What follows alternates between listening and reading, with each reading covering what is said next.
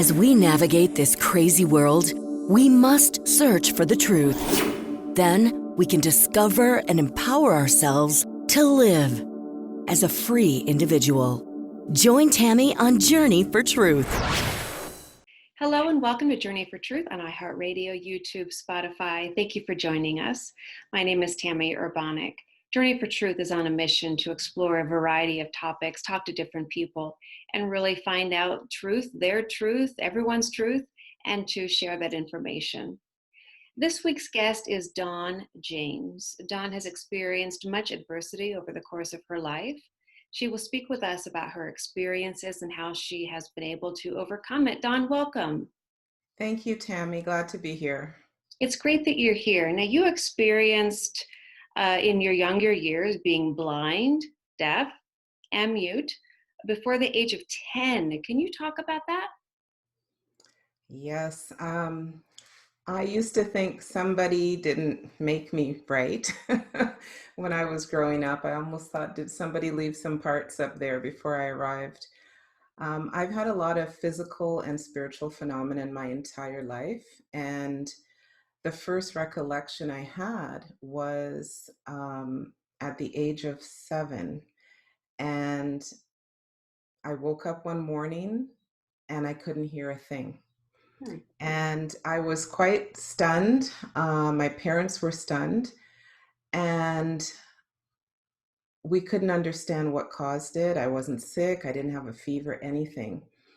And I do remember vaguely, somehow, I managed to convince my parents I wasn't missing a day of school. I was a die-hard, sick or no sick, I had to get to school.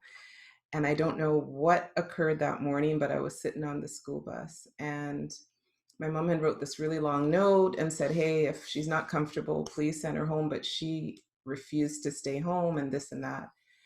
And you know what, Tammy, I sat on that school bus and for the first time in my life, I looked at everyone on the bus with new eyes. And that was the day I realized that I could connect to people without touching them. And I remember sitting on that school bus and somehow I zoned in on our school bus driver and I just connected to him. I can't even explain it. And in my inability to hear anything, it's like my sense of connection got activated.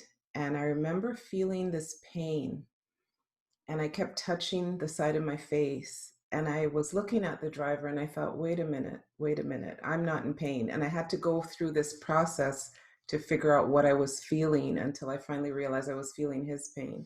Interesting. So at the age of 7, what happened to me was I believe I got activated where I began to connect to other people. And that empathic ability started to blossom where I could feel someone else if they were in pain. That's what started for me at that age. And so that was my first recollection of a phenomenon. And then the following year it was something else. And when I was 9, I started to play piano. Mm-hmm. And less than a year into learning piano, my teacher thought I was ready for my first recital. And you know what? I was a shy little kid. I was a super shy little kid and I didn't know what to expect. And the day that we went to the huge university lecture hall and everyone was there and the judges were at the stage and the piano's in the center of the stage and this scrawny little 9-year-old walks into this huge lecture hall and I'm sitting with my parents. They call my name and I stand up and everybody turned to look at me and guess what? You couldn't speak. No, at 9, I was so shell-shocked from all those eyes looking at me. I wanted to just fall into the earth. I didn't want to be in that room. And I had so much anxiety build up in me. I call it the curtains. The curtains started closing in on me, literally. And I was so anxious and so nervous about all these people looking at me that I literally my sight started to, I call it the curtain started to come in on me, quite literally. And I just remember breathing slowly and trying to get down those stairs to get to the stage before the curtains shut. And so at age 9, my very first recital, the very first time I performed in front of a group of people, I couldn't see. Wow, that I is couldn't see. amazing. Now, how long did these last? So you went deaf, so to speak, or lack of a better way to phrase it. I'm not sure how to phrase it, but No, I lost my hearing. I did go, I mean, my parents took me to the doctors. I had all these tests done to I me. bet. That that lasted 3 days. Hmm. 3 days. The vision would not be that short and sweet. Virtually every time I had to perform, every time I had to do a recital, I had an episode of losing my vision. And we attributed it to extreme shyness and extreme nervousness. Stress, But perhaps? can you imagine the emotional charge in me was affecting my vision just from the anxiousness and nervousness to be this little scrawny kid in the middle of a room That playing piano in front of 300 people. that is pretty extreme, and I cannot imagine the worry and the fear. I'm sure that you felt that fear as well. What's going on, but then as a parent, if my daughter had experienced that and I didn't know why, I can Oh yeah. imagine your parents' Oh fear yeah. and worry. Oh, for sure. My sorry, I had a flash there. Um the first time that are you seeing me okay? Yes. Okay, sorry. Um I mean, my parents were freaked out. My piano teacher was there at the time. Everybody was freaked out, and I couldn't leave the stage. I couldn't see, so I was sitting there waving, and my mother rushed down to my side, and I remember holding her arm like just to for her to get me back to the seat. I'll never forget that day as long as I live. For me, there was a little voice inside of me when I sat down on that piano bench. A little voice said to me, you don't need them. You don't Them, need as them. in the people watching. Oh, your eyes. Yeah. I interpreted that message because I loved playing. You didn't have to tell me to practice. I'd be playing 2, 3, 4 hours a day. I still love music. But when I heard that little voice say to me, you don't need them, I literally had to quickly close my eyes and just focus on the piece that I had been practicing for months. And I blocked everything out of my mind, Tammy. I blocked everything out of my mind, and I felt middle C. And I remember sitting there and I just listened to that little voice. I just listened and I trusted and I started playing. That's my first recital. I will never forget that day as long as I live. These episodes would usually come the day I had to perform. So that's how we ended up between my parents and the doctor and my teacher, piano teacher, saying, she's really nervous. But the good news is over time, I got more confident. My confidence came, with each performance. I started getting more comfortable walking to in a room with a couple hundred people and, not thinking they were only looking at me. And after a while, I got more comfortable just being me and just doing what I wanted to do in terms of play my piece. So it took a while, though. It wasn't easy. It No, wasn't. I cannot even imagine going through that. And that is quite the experience. And then that led into your teen years where you Yeah. experienced paralysis. What happened there? That event would take me 20 years to understand what caused it. And what I do want to share with listeners is there are many times in our life we go through trauma. I like to call it unplanned events. We go through trauma. We go through something highly shocking. And what I've come to know now that I'm a spiritual person and I practice spirituality every day, and I'm very in touch with listening. I listen beyond the physical world. And what I've come to realize is some of these experiences were guiding me to a spiritual path. And just having that experience of not being able to move, it caused me to understand the power of prayer. It caused me to understand the power of holding on to something bigger than myself because I didn't have anything at the time. And so, I mean, the intimate details of a fight I got into and what happened to me, it's in my new book, Unveiled. But what I really want to share is that experience, as incredibly aggressive as it was, incredibly startling as it was probably the most terrifying thing that ever happened to me in my entire life. Somehow I was able to trust something bigger than myself. And that in of itself opened me up again to believing that we are so much more than physical beings. And in a way, that experience was a blessing because I had no idea that we could put faith and trust in something bigger than ourselves. Really, really profound. My mother was there with me for the whole thing, and she was very instrumental in helping me recover. And again, that intimate details is shared. I really want people to feel what I felt in the moment, and Absolutely. this is how I've written my book, Unveiled. These are the spiritual phenomena and physical phenomena, and that one was more of a spiritual phenomena that caused a physical issue. Mhm. And understanding that there are a number of things in our non-visual world that can influence and impact us every day. So I've really written in a way for people to know some things happen, but the bigger picture is it's guiding you somewhere. Even though you may not recognize it in the moment, there is a Well, bigger lesson in that. absolutely. And everyone goes through a variety of experiences and events throughout life. Some people have experienced different types of trauma. And there's always that choice, in my opinion, of course, there's always that choice to decide how we're going to react to something, how we're going to respond to something, what we're going to learn from whatever event or experience occurs. And I 100% agree with you that we're much more than Yeah. a physical body walking and breathing, eating and going to work and paying the bills, and then we die.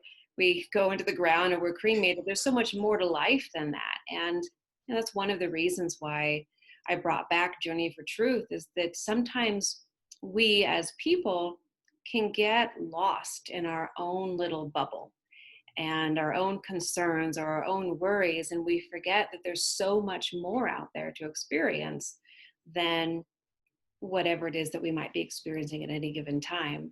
And that's what you're talking about here, that you really learned what these things could bring to you in terms of your learning, your understanding, and your spiritual experiences. Absolutely. I mean, when I look back at my childhood, there were little hints along the way that there was more to me than I thought, but I didn't have any vocabulary to even understand spirituality. So you got to imagine, I'll give you a quick example. Okay. I was around 12 years old. We are supposed to be going grocery shopping. We used to, back in the 70s, no seatbelts in the car and, Yeah. just jump in. And that day, my parents were ready to leave the house. And I stood up. I was standing on the stairs getting ready to leave. And out of nowhere, I heard, "Sit down." Like this forceful male voice saying, "Sit down." Of course, it was just in my head. Nobody could hear it. And the minute my parents opened the front door, I said, "I'm not going. I'm not going with you grocery shopping." They left the house. And 3 hours later, the police came knocking on the door. I was home alone, and I was 12 years old. And normally they were gone like an hour and a half and they'd be back home. So I was really nervous. I was already pacing up and down the kitchen waiting for my parents. 3 hours later, after they left the house, police came knocking on the door and said to me, there was a car accident. They got hurt. They were at the hospital, and that I was supposed to go with him. And I was speechless, and I called my godparents who came over and took me. But when I sat in the back of that police cruiser, the first thing that came into my mind was, what if I didn't listen to that voice and stay home? I would have been in the back of that car Without a seatbelt. And without a seatbelt. And it was a nasty accident.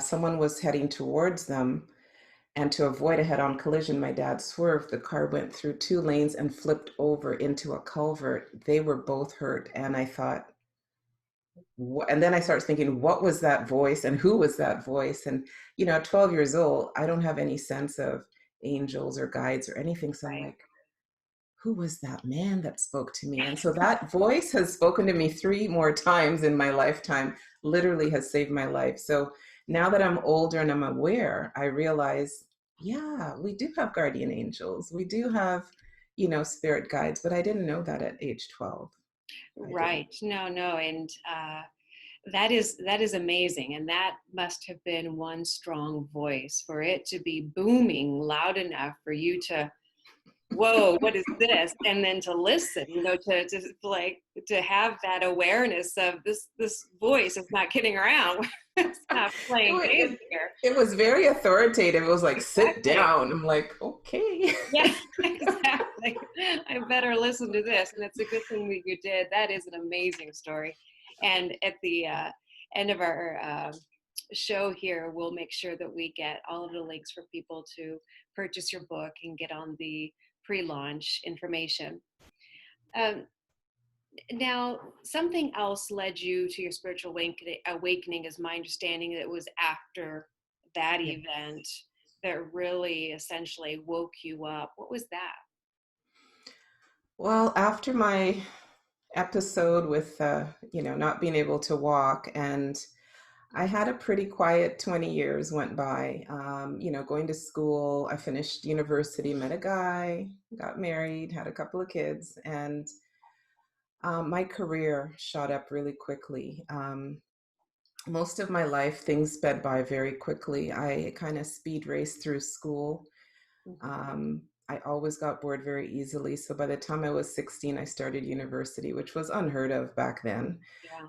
And I got my degree at 19, which was also unheard of back then.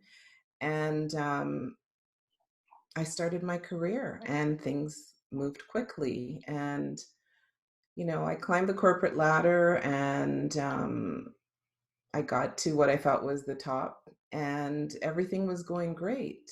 But I started feeling really empty. Yeah. I started feeling like, is this all there is? Is this it? So it's kind of like you climb the mountain, you stick the flag, and you're looking around going, is this it? What do I do now? And so this feeling of, what do I do now and why am I here? I started questioning my existence, and I felt like there was nothing more to do. And this feeling of completion kind of took over. And that feeling ended up leading to me withdrawing from my career. I lost interest in a lot of things, Tammy. I just felt really withdrawn, as if I'm done. I've got nothing else to do here. And Christmas Day 2002, I lost my appetite. That was sign number one. Something is coming, because I love food. And I lost my appetite. Yeah, I love it, love it. So I lost my appetite, and that was a big it should have been a red flag. By the time I got to February, I was literally living on water, just water with lemon water. That's all I had. And my husband got nervous, worried, went to the doctor, the test, everything's good. I don't want anything. I don't want food. I don't want to be here. I'm done. And so that feeling continued. Anyhow, March is when the fun began. I went to bed one night, the last day of my first life. I decided I'd stop speaking. I didn't want to speak. I was so withdrawn from life, Tammy, I didn't want to speak. That does sound very significant and worrisome, I'm sure, for your, as you said, your husband and your And kids. the kids. I had 3 children at the time, under the age of 12. I woke up that day and I said, I'm not talking. It's a waste of energy. I literally stopped talking. And when I went to bed, I had the strangest sensations along my back, the strangest feelings I started getting in my lower back. And it felt like contractions. Anybody here have babies? You'll know what I'm talking about. The contractions usually in the front, this one was in my back. It was the strangest feeling. And I'm just going, what is that all about? So I was more curious than nervous because by then I was like, I'm done. I'm done. I'm done here. I got nothing else to do. I got nothing more to give. I'm done. And so I was curious what this sensation was. And it just kept moving up and up and up and up my back. And it kept going and going. And at some point, my heart stopped beating. Hmm. And people say, what was that feeling like? And I said, it felt like, you remember the old VHS or whatever? I'm dating myself. It felt like somebody hit the pause button on my life. It wasn't like, oh, I'm having a heart. It was like, okay, Dawn, time for the next chapter. And I felt like someone just hit the button and my heart stopped beating. It was gentle, but it stopped beating. And I consciously remember leaving my body. I consciously remember the whole thing. And when I got out and I realized, oh my God, I can exist outside of this body. You can imagine my brain's going in 100 miles an hour. I bet. And there was a moment I said, stop thinking, Dawn, please just stop. And I stopped. And that's when the light show started. I was in every direction. There was nothing but light. It was like I had to just stop. I had to stop. The brain had to stop. And I surrendered, Tammy. I just surrendered to this state. I didn't know what it was. I didn't know where I was going. It didn't matter because I was done. In my soul, I was done. And I was just light.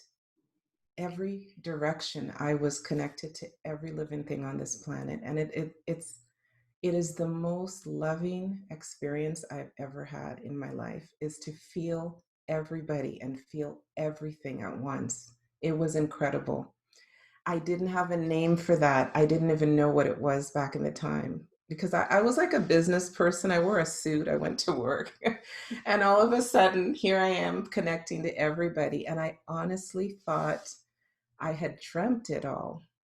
I thought I had, but I didn't, because in the background I could hear my husband mumbling. And I came back. I couldn't Was believe there it, but I chest came pain? back. Were you having chest pain when that happened? No, my back got incredibly tight. Now, it took me another year. No, not a year. It took me about 4 months. And thank God for Vitality Magazine. We've got a holistic magazine in Canada with a whole bunch of practitioners. And I flipped through the pages and I ended up speaking to someone who told me, she gave me the word Kundalini. I didn't know what that was. I just remember these strange sensation moving up my back. Mm-hmm. And that was the first word that came into my vocabulary of being spiritual, was Kundalini. So I did my homework, I did my research. But what I wanted to say is, it seems like the Kundalini event opened me up to having more spiritual experiences. Because once that happened, for the following 2 years, I continued to have spiritual experiences, very intense. And thank God I kept a journal and I started recording all of these things, Very because important. at one point I literally thought I was going crazy. I will tell anybody out there have a spiritual awakening, you know what I'm talking about. You That do. is an amazing story, and definitely keeping a journal is something that I recommend to everyone, because so many different things can happen that you lose track of what happened when, and then there are certain events that are forgotten. So going back and reviewing, and usually identifying some sort of pattern, timeline, theme. Um, so you continued your spiritual journey from there. Um, Yes. did you continue understanding that there was much more than your physical body and that there was much more to the feeling state? Yes, I did. I did accept that this was my new way of being. I accepted it almost immediately. It wasn't easy and it wasn't comfortable, because as many of the listeners who may have had either a Kundalini experience or a near death or an awakening, so much of us opens up. It can be very uncomfortable. Mm-hmm. Mm-hmm. And for me, being that open and that empathic, it was very uncomfortable. It got to the point where I could not walk into a room with more than 4 or 5 people. I was overloaded with information. I was overwhelmed feeling their energy. I came back raw. I was open. The analogy I will give you is like my crown felt like a satellite dish. And if you can imagine, I mean, I know people who do amazing work, readings and channeling and intuition. To be that open and that connected, it's really challenging. And so for me, I had a very difficult time coming back. I wasn't too happy I came back. I'll be brutally honest. You feel no pain out there. There's no pain, no fear. You're free. You're joyful. And coming back here, I felt a lot of stuff and I started looking at the world differently. And I started paying attention to my choices I had made in my first life. I started paying attention to the things I did and looking at how I could have done things differently. One of the gifts I got from coming back is being more observant of my choices and being really observant of how I interact and connect with other people. And it started with my own family. I started speaking differently to my children and my husband, and it changed our relationship. It improved our relationship because I started to understand that connection that we all have to each other. Yes. And the intention of what I say and the vibration of my words is going through you. And so I paid attention to how I was communicating with my children and my husband, and it changed our relationship for the better. And Absolutely. I continued that with other people in my life. That was the first lesson I learned in just how our words can affect other people's energy and their experience. So I was very conscious of that, and that continued. I got more lessons in conscious living, and eventually I started teaching people how to live more consciously. Absolutely. And how we speak to other people, the tone, as you were speaking of, and then also our intent and how we're trying to communicate, what we're trying to gain, whether we simply want the person to hear us or we're wanting a certain type of response, but being very conscious of our own intent, our tone, our words, and then also how we interact with ourselves, our relationship with ourselves, how we talk to ourselves, and the tone that we use with ourselves, and how we become friends with ourselves. Or, in some cases, people are their own worst enemy, fighting with themselves quite a bit. And Mm. that's what we're seeing right now in society. Well, it's been there probably forever, but we're seeing this increase in conflict and anger and hate. So, whether it's this side or this side, there's this increase in anger and hate, and an increase I'm seeing in people who want their family and friends to also be in a state of anger and hate. So, Yeah. what advice would you offer to someone who might be in that state or might be close to someone in that state? Yeah, I want us to open our mind to the possibility that this feeling of anger and hate is a symptom or a response. And what is the root cause of that? In my opinion, the root cause of this emotional state that a good portion of the world is in is because we are dealing with loss of control. We are dealing with loss of control in virtually every aspect of our existence. We are feeling constricted. The economy has contracted. There's all this Saturn energy just suffocating us, quite literally. So, the symptom of that is this feeling of anger and control and anxiety and depression. It all goes with that loss of control. The second thing that's happening is illusions are fading quickly. And so the script, the dream, the story that so many bought into, and I'm going to speak to North America, that's, I hang out in Canada, is we all bought into this script, this dream, this story. And yeah, that story is not holding up. And so as all these illusions crumble, what do you have to reach out to?